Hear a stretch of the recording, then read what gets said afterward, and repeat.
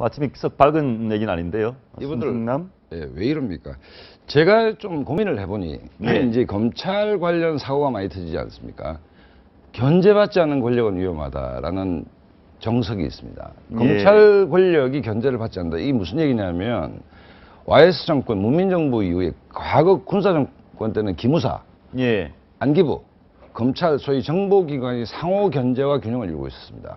음. 그런데 안기부 이제 국내 정치 기무사 다 이제 철수를 하니 남은 게 검찰밖에 없잖아요. 검찰밖에 없다. 그러니까 견제받지 않는 권력이기 때문에 처음부터 평검사 시절부터 이분들이 이랬던 것은 아니고 예. 견제받지 않는 권력 기관에서 수십 년 근무하다 보니까 기본적으로 일탈이 심하지 않느냐. 그렇기 때문에 본질은 뭔가 하면 검찰 권력을 견제할 수 있는 기제가 뭔가가 좀 더 심도 있는 토론이 아니겠나 이런 생각이 듭니다. 그러니까 주로 저런 이제 정치인이나 고위공직자의 성추문이 나오는 걸 보면 검찰 출신 많습니다. 법조 네. 출신이. 그분들이 이렇게 평상시 삶이 일반인들을 낮춰보고 그렇죠. 굉장히 권위적이고 그런 부분이 있는 거 아닙니까? 검사에는 두 종류가 있다고 생각합니다. 두 종류. 나쁜 검사와 더 나쁜 검사. 아, 나쁜 검사, 더 나쁜 검사.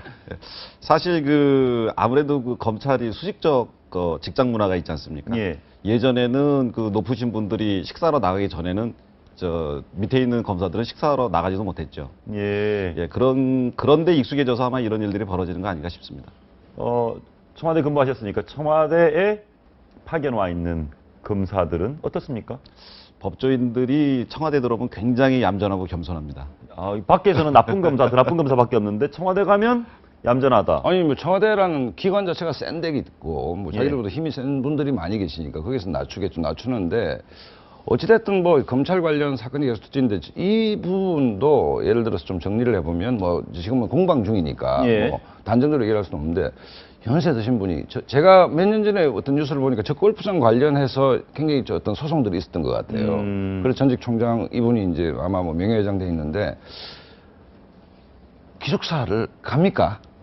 우리가 기숙사를 그거 이상하죠. 이상하죠. 직원이 뭐 예를 들어서 이제 사표를 내겠다 이러면 자기 방에 불러서 다음날 낮에 이렇게 격려를 하든지 아니면 만류를 하는데 그 아가씨도 있는 방에 갔다는 것 자체가 그렇죠. 상식적으로 이해 안 가는 것이고 어쨌든 검찰 권력을 어떻게 그러니까 누가 그 호랑이 목에 방울을 달 것인가의 문제인데 분명한 사실은 검찰 권력, 견제받지 않는 권력에서 견제받는 권력으로 바뀌어야 된다. 지금 국회 기득권 내려놓기 위해서 국회가 얼마나 뭐 질타를 받고 합니까? 끊임없이 견제받는데 어쨌든 견제받지 않는 기재 이게 굉장히 문제라는 느낌이 듭니다. 알겠습니다. 사실은 이 전 정부, 노무현 정부 때는 제일 처음에 한 게 검찰과의 대화해가지고 뭐 이제 막 가자는 거죠. 뭐 이런 충돌이 있지 않았습니까? 한번 보시죠. 그 당시. 임하시기 전에 부산 동부지청장에게 청탁 전화를 하신 적이 있습니다. 그것은 뇌물 사건 관련해서 잘 좀 처리해달라는 것이었는데요. 신문 보도에 의하면은 그때는 왜 검찰에 전화를 하셨습니까? 그것이 바로 검찰의 정치적 중립성을 훼손하는 발언이었다고 생각하지 않으십니까? 이쯤 가면 막 하자는 거죠? 우선 일이 되면 양보 없는 토론을 할 수밖에 없습니다. 청탁 전화 아니었습니다. 저는 저 영상을 보니까 당시 노무현 대통령이 검찰 권력의 부작용 문제에 대해서 굉장히 척결해져 있다로 보입니다. 네. 한번 물어보겠습니다. 저 검찰과의 나름대로의 어떤 부딪힘이 개혁이 해결이 됐나요? 성과가 있었습니까? 아니 그러니까 개혁이라는 것이 저렇게 토론에서 되는 것은 아니죠. 그다음에 뭐 검사 동일체 원칙, 그다음에 검찰에 대한 최종 지휘권 대통령이 있지 않습니까? 그렇기 때문에 검찰청 위로부터의 개혁이고 개혁의 본질은 제가 오늘 계속 말이 반복되는데 견제받을 수 있는 구조가 만들어져야 되는 것이지. 예. 니네를 개혁해라. 그런다고 개혁이 되겠습니까? 그다음에 대통령이 평검사들하고 대화해서 한다고 그게 개혁이 되겠습니까? 그것은 일종의 그 참여정부가 그러니까 굉장히 구원을 화려했지만 실속이 없었다는 것이 좀 비판적으로 얘기하면 저거는 대통령의 소탈함을 보이기 위한 코스프레지. 저게 개혁의 본질이냐? 뭐 그렇게 봐지는 않습니다. 바깥인데. 예. 어느 정권이든지 검찰을 통치 수단으로 사용하고 그렇게 생각하는 경우가 많았던 것 같아요. 검찰만의 잘못은 아니고 정권들이 검찰이 그런 식으로 변화하도록 좀 주변에서 환경을 조성하지 않았나 싶습니다. 알겠습니다. 이제 우리 박근혜 정부 들어와서도 검찰에 대한 시선은 여전히 곱지 않습니다.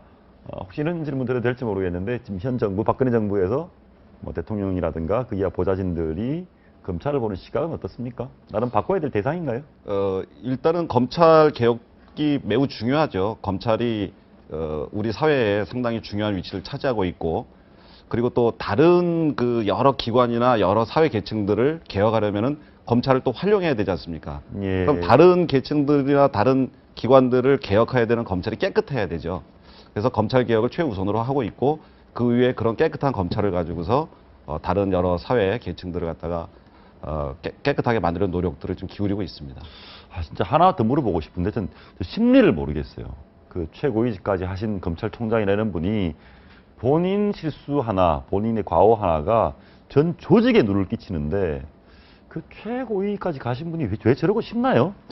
글쎄 이제 그 평상시 습관인가요? 어떻습니까? 그러니까 이게? 조직 문화도 그런 부분이 없지 않다라고 봐야 되는 것이고, 또 뭐 예를 들어 검찰의 특수한 문화들 많지 않습니까? 폭탄주, 낮술 문화, 뭐 요즘은 뭐 사고가 연이어 터지니까 낮술 문화는 없어졌는데, 그러니까 어떤 조직 문화의 산물이고, 최근에 좀 다른 얘기로 압구정동 아파트에 한 그 경비원이 자살을 했지 그렇죠. 않습니까? 예. 그리고 그 부자들이 뭐 음식을 던진다든지, 쉽게 말해서 대한민국 사회가 왜 행복 지수가 떨어지냐? 기득권 가진 사람들이 갖고 있는 어떤 그 좀 상식에 맞지 않는 어떤 예. 행동들이 좀 개선되지 않는다면, 그러니까 노블리스 오블리주까지는 가지 않더라도 예. 뭔가 이렇게 좀 따뜻한 시선들, 그다음에 나누려는 시선들이 있어야지만이 좀 행복 지수가 높아지는데, 우리가 경제 성장에 비해서 불행 지수가 더 높다라는 얘기는 뭔가 좀 문화가 좀 바뀌어야 되지 않냐. 그리고 이렇게 총장까지 지내신 분이면 이건 좀 그렇죠. 우리 국회의장 지내신 분도 비슷한 사고를 쳤지만. 그렇죠. 예, 알겠습니다.